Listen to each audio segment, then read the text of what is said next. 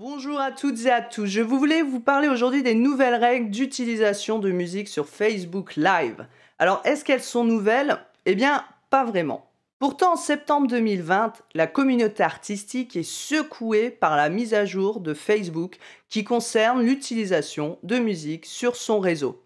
Et je vois beaucoup de peur et d'indignation de la part des musiciens suite à cette phrase publiée en boucle.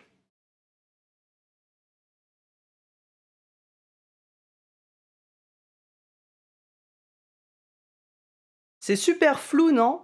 En fait, en détail, Facebook veut juste dire qu'ils ne sont pas un service de diffusion musicale comme Spotify ou YouTube.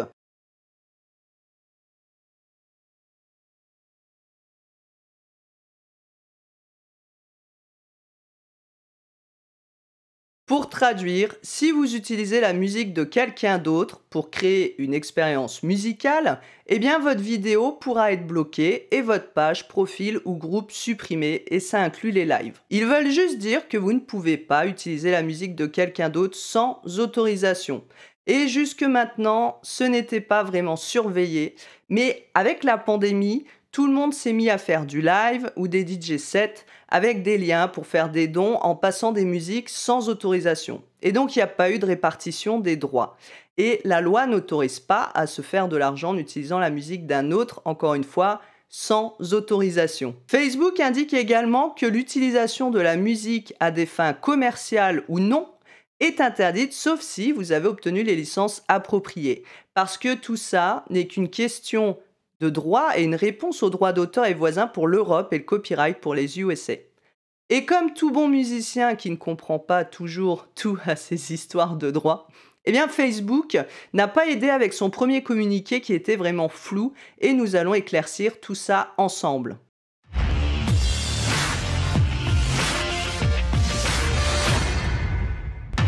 Quand vous créez un compte sur Facebook, Twitch, YouTube, vous acceptez leurs conditions d'utilisation.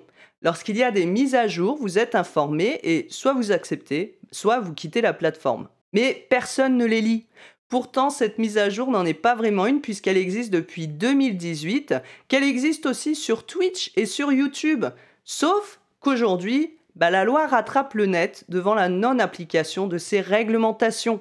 Et ces réglementations ne répondent encore une fois qu'à la loi. C'est pas Facebook qui rédige les histoires de droits d'auteur et voisins, mais Facebook doit faire appliquer la loi comme YouTube et Twitch. Alors, est-ce que c'est la faute à la SACEM et aux droits d'auteur? Eh bien, non. Ça n'a rien à voir avec les droits d'auteur ni la SACEM. Il faut savoir qu'en 2018, la SACEM a rédigé un accord avec Facebook, YouTube et récemment avec Twitch pour la rémunération des auteurs, compositeurs, éditeurs. En gros, ils ont donné l'autorisation d'utiliser le catalogue de la SACEM en rémunérant les ayants droit. Le hic, c'est donc sur les droits voisins. Le droit qui va concerner les producteurs et interprètes. En gros, quand vous enregistrez une chanson, elle est fixée sur un support, c'est ce qu'on appelle le master. Et de cette musique enregistrée, eh bien, il faut des autorisations pour la diffuser et l'utiliser, comme dans les bars, les restaurants, les commerces. Et c'est pareil si vous faites des samples, des remixes, sans autorisation, vous n'avez pas le droit. Donc c'est juste la loi qui va protéger les auteurs. Et si vous avez l'autorisation, vous l'utilisez. Sinon, que ce soit gratuit ou commercial, vous n'avez pas le droit. Donc pour faire très simple et vous expliquer pourquoi ça ne concerne pas la SACEM et le droit d'auteur, ces problèmes qu'on rencontre sur plein de plateformes, mais le droit voisin, je vais vous faire vraiment un schéma très simplifié. Si vous voulez plus d'informations sur tout le sujet du droit d'auteur, je vous conseille mon livre, voilà, mon guide plutôt. C'est un guide sur le droit d'auteur, le droit des musiciens, le droit voisin. Vous avez même des choses sur comment diffuser des musiques sur YouTube, ce qui est autorisé ou pas, est-ce qu'on peut faire des reprises, comment protéger sa musique, ou encore le statut des artistes, qu'ils soient amateurs ou professionnels. Voilà, fermons la parenthèse. Donc vous avez déjà le droit, parce que tout est une question de droit. Hein, c'est pas Facebook qui décide de ceci ou cela, c'est juste qu'ils répondent au droit, pardon. Donc le problème, c'est qu'au niveau du droit, donc vous avez ici le système européen, on va dire. Donc on va mettre droit en Europe, parce qu'aux États-Unis, ce n'est pas pareil. Aux États-Unis, hop, c'est ce qu'on appelle le copyright.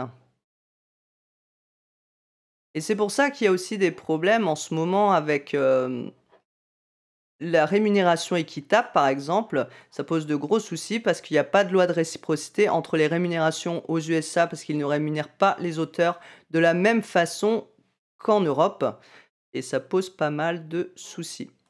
Donc en Europe, vous avez 2 types donc de droits de propriété intellectuelle en musique. Vous avez ce qu'on appelle le droit d'auteur. Donc le droit d'auteur, il va concerner, hop, les auteurs, les compositeurs et ce qu'on appelle les éditeurs de musique, d'accord? Et de l'autre côté, vous avez le droit voisin qui, lui, est voisin aux auteurs et qui va s'intéresser donc, eh bien, aux producteurs de musique, qui va s'intéresser aux interprètes et ce qu'on appelle aussi, bah, tous les musiciens additionnels, les choristes, les musiciens qui jouent sur, un album en studio ou autre. Donc ça, c'est le droit voisin. Et vous pouvez bien sûr vous retrouver dans les 2 si vous faites de l'autoproduction, puisque vous pouvez très bien être auteur-compositeur. Vous pouvez très bien être producteur si vous faites l'autoproduction et interprète de votre musique. Donc vous pouvez vous retrouver dans ces 2 cas-là. Donc ici, ceux qui s'occupent des auteurs, eh bien ce sont la SACEM et puis il y a aussi, la SABAM, la SOCAN, au Canada, voilà, ce sont ces organismes-là. Et de l'autre côté, le droit voisin, vous avez l'ADAMI qui s'occupe, hop, des droits voisins pour les interprètes, la SPPF et la SCPP qui s'occupent des producteurs et vous avez la SPEDIDAM qui va s'occuper des musiciens additionnels. Donc ça, c'est la SPEDIDAM, ça, c'est l'ADAMI et ça, c'est les producteurs. Et la SACEM, elle, s'occupe des auteurs, compositeurs et des éditeurs. Le problème aujourd'hui, c'est quoi? La SACEM aujourd'hui a des accords avec Twitch, avec YouTube et avec Facebook. Et puis aussi, bah, les plateformes de streaming. Hop, je vais écrire stream, on comprendra. Les plateformes de streaming pour diffuser votre musique sur Spotify, etc. Donc là, il y a des accords, donc on va dire que là, tout est OK. Vous pouvez donc utiliser une musique qui a été écrite par un auteur, un compositeur, qui est édité, la reprendre fidèlement, ça pose aucun problème. Ici, le point noir, c'est là, parce qu'aujourd'hui, ils n'ont pas d'accord avec toutes ces plateformes pour utiliser la musique enregistrée. Parce que le producteur, lui, il va faire un CD, et c'est ce qu'on appelle donc le master, et c'est l'utilisation de ce master ici. Donc je vais même mettre en rouge pour que vous compreniez bien.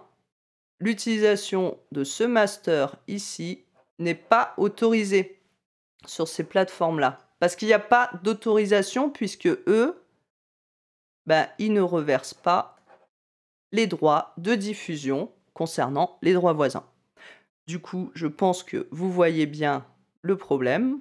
Donc Twitch rémunère bien via la SACEM, en fait, YouTube, Facebook, le streaming, les auteurs, compositeurs, éditeurs. Il y a une certaine partie, surtout pour le streaming, où ils ont des accords. C'est vrai que je l'ai mis avec, mais le streaming, vous récupérez vos droits de production.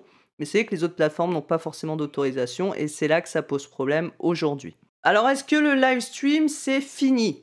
Eh bien non, bien sûr que non, c'est pas fini. La problématique, elle est surtout pour les DJ, parce qu'ils utilisent ces masters, les musiques enregistrées qui ne sont pas les leurs et souvent sans autorisation, et les artistes qui vont interpréter des partitions musicales sur des bandes-sons qui ne sont pas les leurs en fait. Souvent des bandes-sons téléchargées sur le net, des bandes-sons karaoké. Donc voilà, Facebook dit bien que la limitation ne concerne que l'utilisation, encore une fois, de musique enregistrée sans autorisation.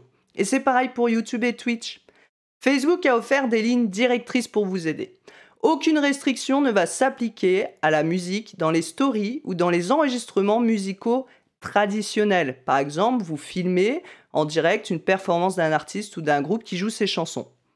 Plus une vidéo va contenir de morceaux de musique enregistrés complets, plus vous aurez des restrictions qui vont s'appliquer. Facebook recommande d'utiliser des clips musicaux plus courts, et les vidéos doivent toujours contenir des éléments visuels. La diffusion d'un enregistrement audio ne doit pas être l'objectif principal de la vidéo. Par exemple, vous ne pouvez pas diffuser un album audio avec une image statique, parce que Facebook, c'est un réseau social et pas un réseau pour partager sa musique comme sur Spotify, YouTube ou encore SoundCloud.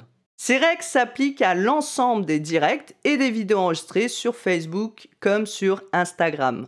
Facebook promet de meilleures notifications sous la forme d'avertissements préalables avant la suppression ou le muting de votre vidéo, donc soit pour les vidéos ou les lives par rapport à la violation des droits. Donc si votre vidéo est bloquée ou mise en sourdine, Facebook va indiquer les actions que vous devez entreprendre pour mettre fin à l'interruption, comme par exemple rétablir l'audio sur la vidéo si vous avez bien les autorisations d'utilisation. Si vous jouez des covers avec votre guitare ou votre piano par exemple, en Europe, il n'y a aucun souci à le faire comme c'est déjà le cas sur YouTube.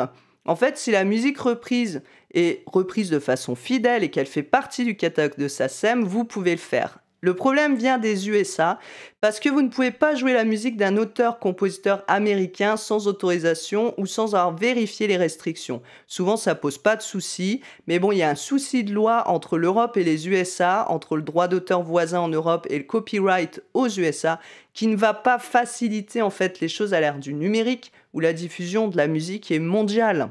Et même sur YouTube, vous pouvez avoir accès aux restrictions par pays pour chaque chanson. Alors souvent, en échange, vous aurez une monétisation à mettre en place. La SACEM a passé des accords avec les plateformes de diffusion.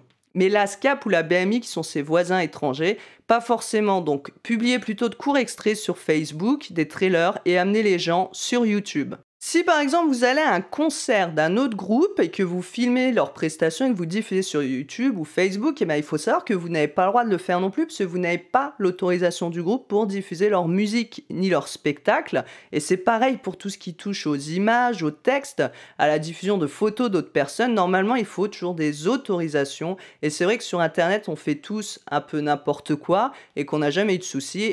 Aujourd'hui, voilà, la loi rattrape encore une fois le net. Et donc, il faut bien comprendre ces questions de droit pour faire les choses dans la légalité. Alors, quelles sont les solutions aujourd'hui ?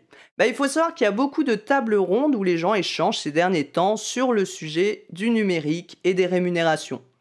Les radios, les commerces ont des forfaits pour diffuser la musique. Ça pourrait être une solution de mettre en place ce même genre de forfait avec les plateformes en ligne pour utiliser les musiques enregistrées. Il ne faut pas non plus oublier que le droit d'auteur et voisins sont là pour protéger les auteurs, compositeurs et producteurs des enregistrements. Lorsque certains musiciens ou DJ se plaignent de ne pouvoir utiliser la musique des autres et critiquent souvent la SACEM ou autre organisme, alors que c'est pas forcément la SACEM, mais bon, en fait, ils vont critiquer les musiciens qui ont fait les chansons originales et dont ils utilisent la musique. Et souvent, ces artistes ne vivent que grâce aux droits issus de la diffusion de leurs œuvres.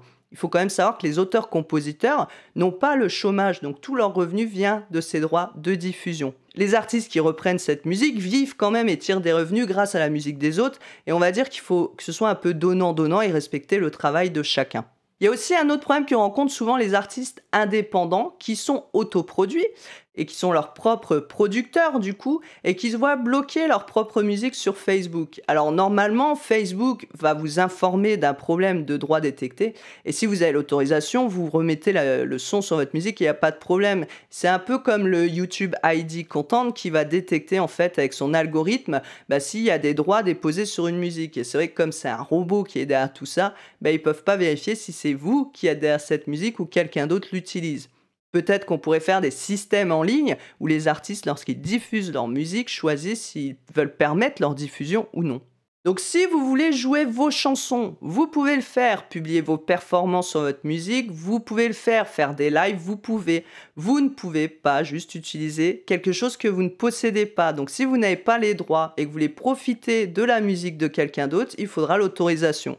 Et ça fonctionne aussi en dehors du net. Quand vous faites des radios, quand vous faites des concerts, il y a aussi des autorisations pour diffuser la musique. Donc c'est pas juste de rémunérer ceux qui ont fait le travail de création dont on parle ici, mais c'est aussi le respect du travail des autres. Et je pense que vous serez tous d'accord pour dire que c'est normal de rémunérer la création d'autres personnes dont on utilise la musique, surtout quand on en touche aussi derrière des revenus. Voilà, en tout cas, continuez à faire du live, continuez à faire de la musique et puis utilisez les plateformes en connaissant les conditions d'utilisation. Mais on n'empêche pas les musiciens d'être sur les plateformes ni de diffuser. On leur demande juste de respecter le minimum le droit d'auteur et voisin.